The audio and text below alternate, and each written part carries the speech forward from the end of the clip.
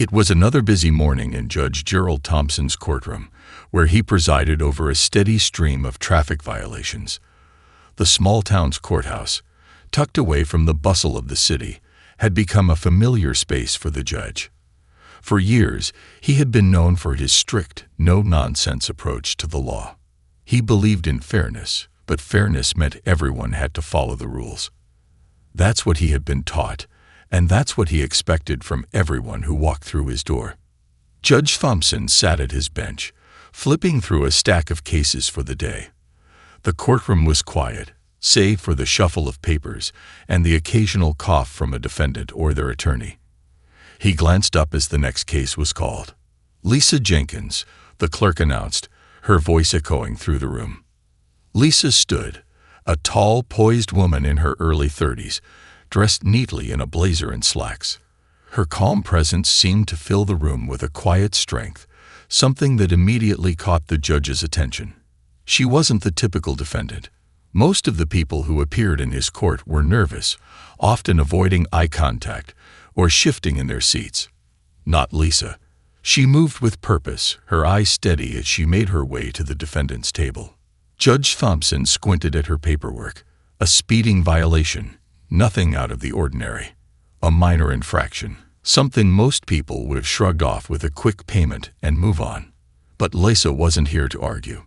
She didn't even speak as the judge recited the details of the case. She simply stood there, calm and composed, waiting for the inevitable. As the judge continued with his typical speech about traffic safety, the importance of following the law, and the fines that came with such violations, he noticed Lisa's calmness once again.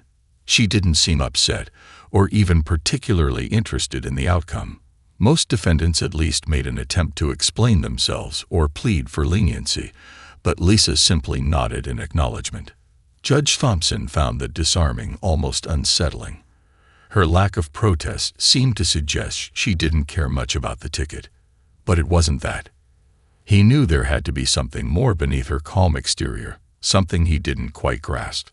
"Ms. Jenkins," he said, as he finished the details of the case, "you've been found in violation of speeding, and I'm imposing a fine of $150. I trust you'll pay it promptly." Lisa nodded again, not a hint of anger or resistance on her face. "Thank you, Your Honor," she said simply, her voice steady and measured.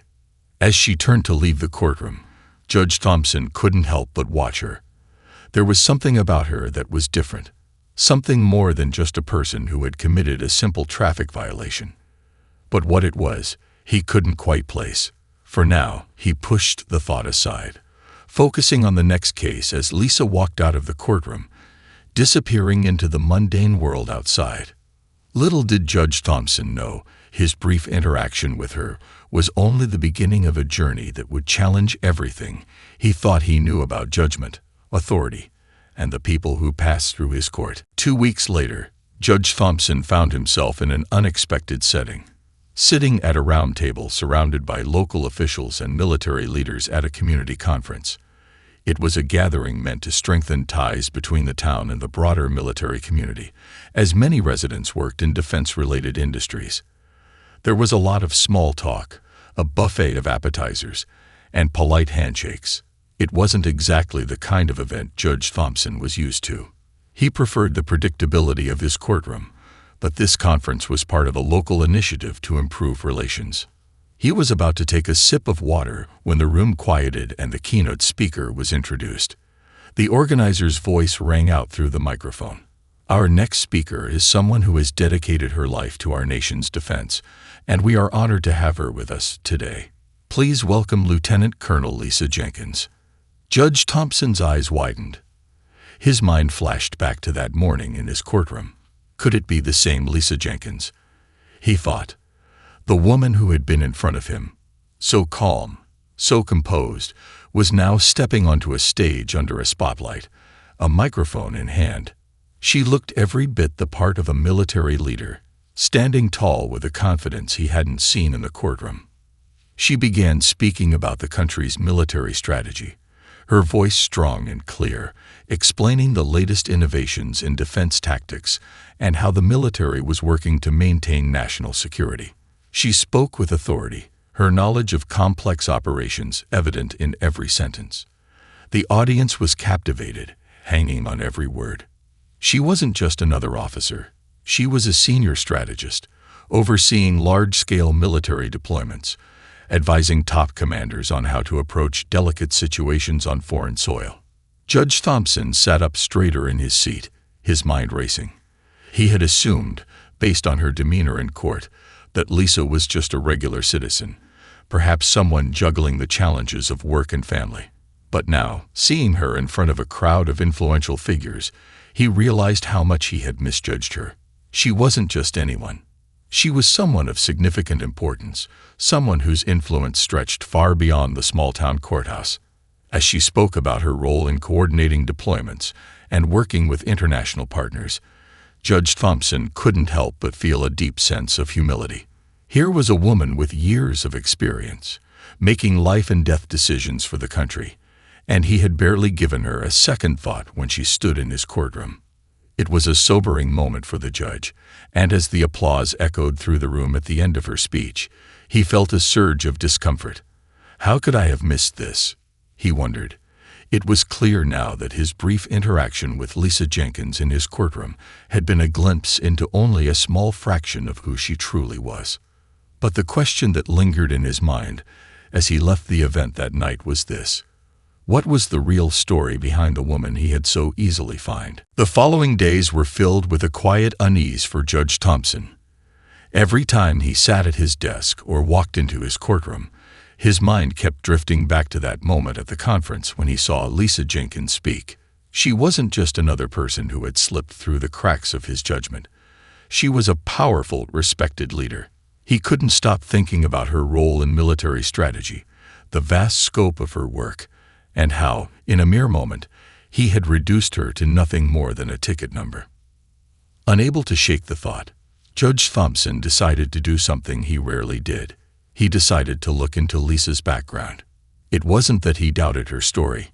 He just needed to understand how someone with so much experience and knowledge could have been in his courtroom for something as trivial as a speeding violation. What kind of person could balance such immense responsibility with the ordinary life of a citizen? Late one evening, after the courthouse had emptied out, Judge Thompson sat at his desk, searching online for more information about Lisa Jenkins. What he found amazed him. Lisa wasn't just an officer. She had served in the military for over 15 years, rising through the ranks from a junior strategist to her current position as a senior military strategist. She had been stationed in numerous conflict zones, contributing to high-profile operations that had shaped foreign policy and national security. Her expertise wasn't limited to tactics or logistics. It stretched to complex geopolitical negotiations, managing teams of hundreds, and executing large-scale deployments in some of the most dangerous regions in the world. Judge Thompson scrolled through article after article, interviews with military officials who spoke of Lisa's brilliance, her ability to stay calm under pressure, and her innovative approaches to solving problems. He read about her humanitarian efforts in conflict zones, her dedication to helping displaced families, and her tireless work to bring strategic solutions to situations that had no easy answers. Her resume was nothing short of extraordinary. But there was one detail that stuck with him. Lisa had been one of the few women to rise through the ranks in a field dominated by men. Her journey hadn't been easy. She had faced both overt and subtle challenges in the military, but each time she had proven herself, earning respect not just from her peers, but from the very leaders she worked alongside. She was a trailblazer in a world where women's contributions were often overlooked. The more Judge Thompson read, the more he realized how much he had underestimated her. He had assumed that Lisa's calm demeanor in his courtroom was indicative of someone uninterested in the outcome of their case. But now, knowing the scope of her responsibilities, it became clear that she had simply approached the situation with the same level-headed focus that had propelled her to the top of her field. He closed his laptop, feeling a twinge of regret. How had I not seen it? He thought. How had I missed who she really was? The truth was simple. Lisa Jenkins wasn't just a woman in his courtroom that day. She was a force to be reckoned with, a strategist, a leader, and someone who had earned her place in the world, not by chance, but by sheer determination. And now Judge Thompson had to face the uncomfortable truth. His quick judgment had not only been wrong, it had been deeply flawed. Judge Thompson sat in his office, the weight of his discovery pressing down on him. He couldn't stop thinking about Lisa Jenkins. Every time he closed his eyes, he saw her calm face in his courtroom, and then her confident, commanding presence on the stage of the conference. It was a stark contrast, one he could no longer ignore. He had misjudged her.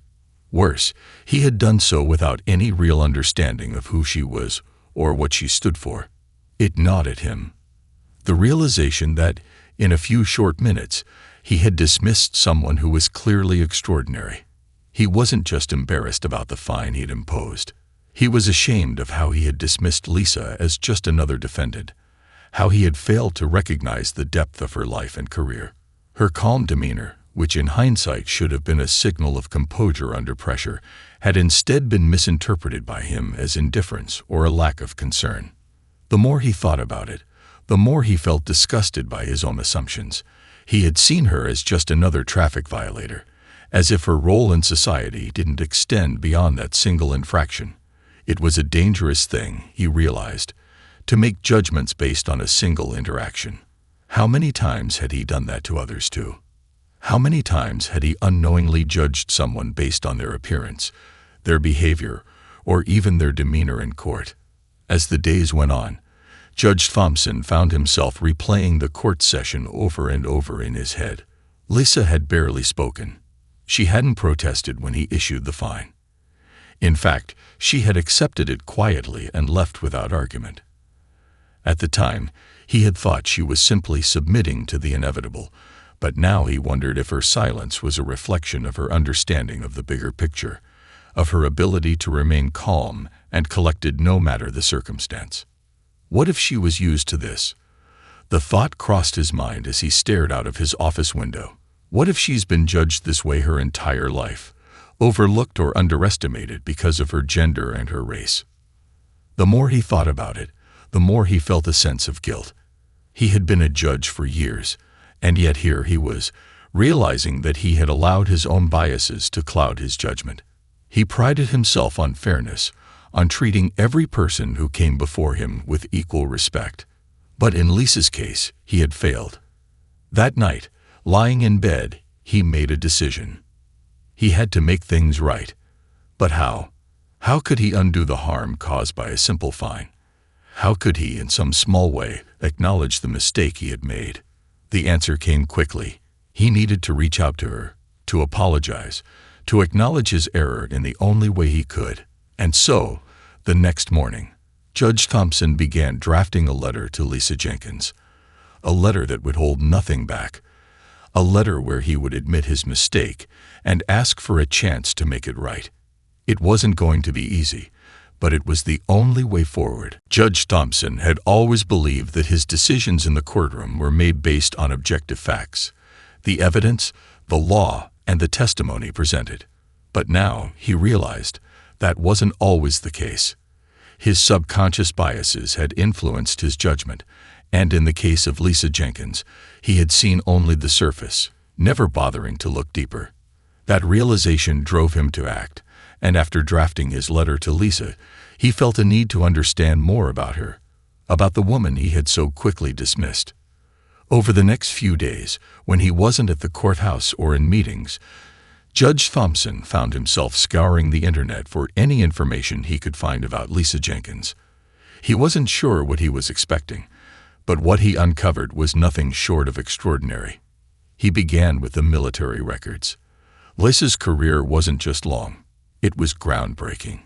She had enlisted in the Army shortly after graduating from college, a decision that had set the course for her entire life. Rising quickly through the ranks, she had taken on increasingly complex roles, from logistics coordination to field strategy, eventually earning her position as a senior military strategist. What caught Judge Thompson's attention The most was how Lisa had consistently been chosen for missions in some of the most dangerous conflict zones in the world. She had been a key player in multiple high-stakes military operations, leading teams to secure vital regions or negotiate ceasefires in war-torn countries. Her tactical brilliance had made her invaluable to the military, but what stood out even more was the sheer resilience she had shown in the face of adversity. Lisa was often one of the few women in her command, and in an arena dominated by men, her achievements were a testament to her skill, determination, and integrity. She had broken barriers, not by seeking attention, but by letting her results speak for themselves.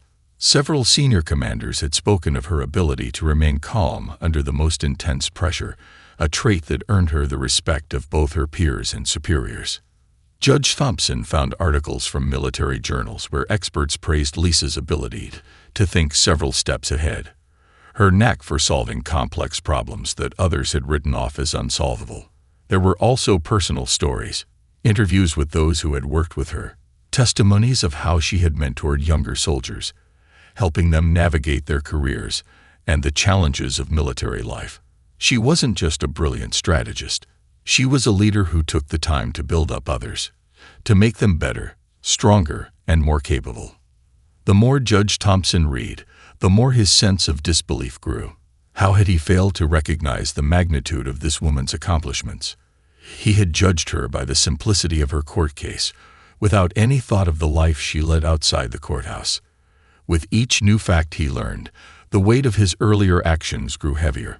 He had barely scratched the surface of Lisa Jenkins in that courtroom, and yet he had formed an opinion about her based on the most trivial of circumstances. A speeding ticket. He sat back in his chair, feeling a deep sense of regret. How many other people had he overlooked in the same way, simply because they didn't fit his preconceived notions of what they should be? Judge Thompson knew he couldn't undo the past, but he also knew that acknowledging his mistake was the first step in making it right. And that would be the hardest part. Judge Thompson sat at his desk, staring at the blank sheet of paper in front of him. He had written and rewritten the letter to Lisa Jenkins several times, but each draft felt inadequate. How could he possibly express the depth of his regret, the weight of his realization that he had misjudged her so thoroughly? How could he make her understand that his mistake wasn't just about a traffic ticket, but about his own biases and assumptions? He ran a hand through his hair and leaned back in his chair. He had spent years in the courtroom, doling out decisions with a sense of certainty. But now, as he faced the prospect of apologizing to someone he had wrongly judged, the certainty he once felt seemed distant, elusive. What if Lisa didn't want to hear from him? What if she thought his apology was nothing more than an afterthought, a feeble attempt to cover up his own embarrassment? But as he thought about her speech at the conference, her unwavering confidence and calm authority, he knew he couldn't avoid taking responsibility. He had to reach out. After a few more moments of contemplation, he began to write. Dear Ms. Jenkins, I hope this letter finds you well. I am writing to you not as a judge, but as a man who has recently come to understand something profound about his own actions and his own failures. Several weeks ago, you appeared in my courtroom for a routine traffic violation. I imposed a fine on you, as I would on any other defendant, without giving your case the attention it deserved. In that moment, I failed to see who you truly are, an accomplished military strategist, a leader, a trailblazer in a field where few women have risen to the level of respect and authority that you have earned. I regret that I made my decision without considering the breadth of your life and career, and without understanding the depth of your experience. I want to express my deepest apologies for how I handled your case. It was thoughtless and hasty. I should have recognized your strength, your resilience, and your accomplishments. Instead, I allowed my assumptions to cloud my judgment. And for that, I am truly sorry. I understand that words alone cannot erase the harm caused by my actions, but I want you to know that I am committed to learning from this mistake. I have taken the time to educate myself about your career, your contributions, and the challenges you have overcome. It is clear to me now that you are not just a person who came before me for a minor traffic infraction. You are someone whose work has impacted countless lives in meaningful ways, and I have immense respect for you. If you are open to it, I would welcome the opportunity to meet with you and discuss your experiences further. I would be honored to learn from you and to express my apology in person. Thank you for your time and for the work you do every day to make this world a better place. Respectfully, Judge Gerald Thompson. After reading the letter over once more, Judge Thompson took a deep breath and sealed the envelope. There was nothing more he could do but wait and hope that Lisa would accept his apology. He wasn't sure what to expect, but he knew one thing for certain. Reaching out was the right thing to do. Whether or not it would lead to forgiveness, he couldn't predict. But at the very least, he had made an effort to acknowledge the truth of who Lisa was, and who he was, in that moment of self-reflection. As he left the courthouse that evening, the letter in hand, Judge Thompson felt a sense of relief. He had taken the first step toward redemption, and now all he could do was wait for her response. It didn't take long for Judge Thompson to receive a response from Lisa. Just 3 days after sending the letter, he was surprised to find a neatly typed envelope addressed to him on his desk. His hands trembled slightly as he opened it, unsure of what to expect. What he found inside was short, but it carried a weight that made his heart race. Dear Judge Thompson, thank you for your thoughtful letter. I appreciate your honesty and the time you took to reflect on your actions. It's not easy to admit when we've made a mistake, especially in a role like yours. I respect that you've taken the time to understand where things went wrong, and I'd be happy to meet with you. There's much more to my story than what we encountered in that courtroom, but I believe there's value in sharing it. I think we both have lessons to learn from one another. Let's meet and talk. Best regards, Lisa Jenkins. Reading her words, Judge Thompson felt a mixture of relief and anxiety. Lisa had agreed to meet, but there was no telling what the conversation would entail. Would she still be angry with him? Would she see his apology as sincere or as an attempt to save face? A few days later, they arranged to meet at a local cafe, a neutral space, away from the formality of the courthouse. The day arrived, and Judge Thompson found himself sitting at a corner table, watching the door.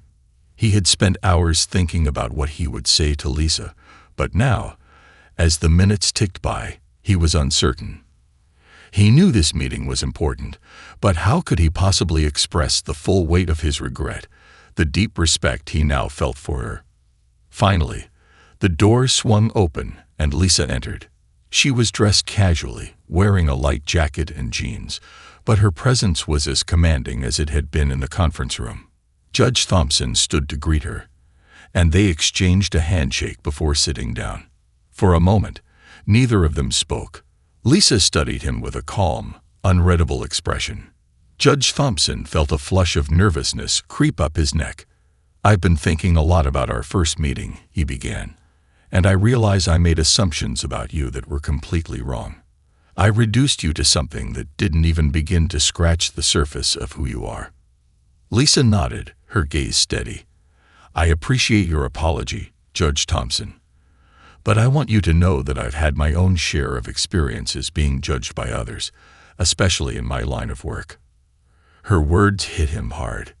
He had known about her career, but hearing her speak so openly about the bias and the obstacles she had faced made him understand in a visceral way how much more difficult life must have been for her than he had ever imagined. Tell me about it, he said, his voice softer now as he leaned forward. Lisa took a deep breath before she spoke. As a woman, and as a black woman in the military, I've had to work twice as hard to earn respect. There were many times when people saw my name, or my rank, and immediately assumed I didn't belong, or that I was there because of diversity quotas. Judge Thompson listened intently, his mind racing. He hadn't considered the layers of her experiences that went beyond the professional accomplishments he had read about. He hadn't understood the weight of those invisible barriers that shaped every step of her career. It's not just about breaking through those barriers, Lisa continued.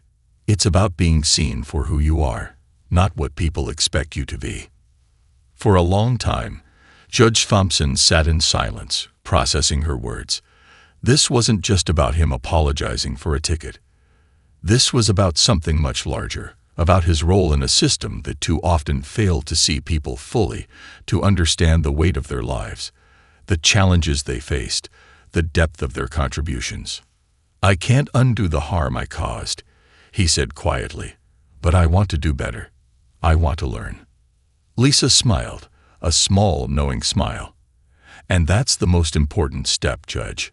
We all have our biases, but it's how we choose to confront them and what we do next that defines us." The conversation continued for hours.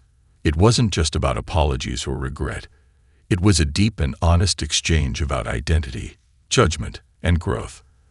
As they parted ways that afternoon, Judge Thompson felt a sense of clarity he hadn't had in years. He had entered that meeting with one goal: to make things right.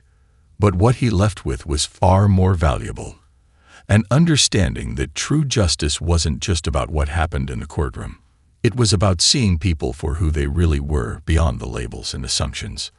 And for the first time in a long while, Judge Thompson felt like he was truly learning what it meant to be just. After his meeting with Lisa Jenkins, Judge Thompson found himself thinking deeply about the way he had always approached his role as a judge. For years, he had prided himself on being impartial, fair, and firm. But in that meeting, he realized that fairness wasn't just about the law. It was about seeing people fully, understanding them beyond their circumstances and assumptions, recognizing their humanity in all its complexity. Lisa had opened his eyes in a way he hadn't expected. Their conversation had revealed the layers of her life, the struggles she faced, the obstacles she had overcome, and the strength it took to navigate a world that too often reduced her to a single aspect of her identity. It was easy for him to see someone in his courtroom as just a defendant, a person with a case, a fine to be paid, and nothing more. But Lisa had shown him that every individual carried with them a story, a history, a life full of experiences that shaped who they were. Over the following weeks, Judge Thompson began to integrate this new perspective into his daily work. It wasn't about making sweeping changes, but about taking small steps to ensure he saw his defendants more clearly. He started to ask questions beyond the surface, not in a prying way, but with a genuine desire to understand. He spent more time engaging with people, not just as cases to be decided, but as individuals with lives and stories that deserved recognition. Lisa's influence also inspired him to reach out to others in the community. He attended local meetings about race and bias, joined discussions about how the legal system could better serve people from all walks of life, and even volunteered at programs for underrepresented groups in the military. Slowly, he began to build a network of individuals who helped him see the world through different lenses, people who challenged his assumptions and broadened his understanding. One afternoon, as he sat in his office, reviewing a new case, Judge Thompson thought back to the day he had fined Lisa. He thought about how easy it had been for him to issue that fine without a second thought, how quickly he had placed her in a box. Now, as he looked at each case that came across his desk, he paused for a moment longer. He made an effort to recognize the person behind the paper, to consider the complexities of their life, and to remember that there was always more than what appeared at first glance. Lisa's words had stayed with him. "It's about being seen for who you are, not what people expect you to be." It was a simple truth, yet one that had eluded him for so long. And in many ways, it was a truth he would continue to carry with him, a reminder that justice was not just about upholding the law, but about honoring the full, rich tapestry of every person's story. As the years passed, Judge Thompson became known not only for his integrity in the courtroom, but for his commitment to fairness in a deeper, more meaningful way. He never forgot the lesson Lisa had taught him, the lesson of truly seeing people, understanding them, and most importantly, respecting the fullness of their humanity.